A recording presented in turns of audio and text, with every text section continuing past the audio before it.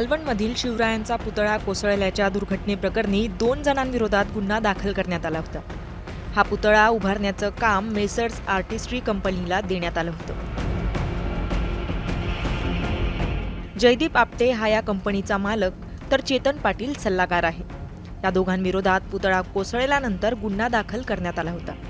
त्यामुळे या प्रकरणी रात्री उशिरा पोलिसांनी चेतन पाटील याच्यावर अटकेची कारवाई केली आहे. तर जयदीप आपटे ही दुर्घटना घडल्यापासून फरार आहे. मालवण पोलीस ठाण्यात गुन्हा दाखल होताच पसार झालेला चेतन पाटील गेल्या 4 दिवसांपासून पोलिसांना चकवा देत होता.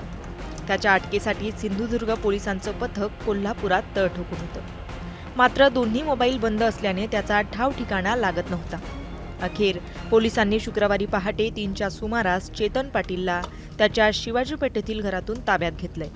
पुढील तपासासाठी त्याचा ताबा सिंधुदुर्ग पोलिसांकडे देण्यात आलाय. धन्यवाद.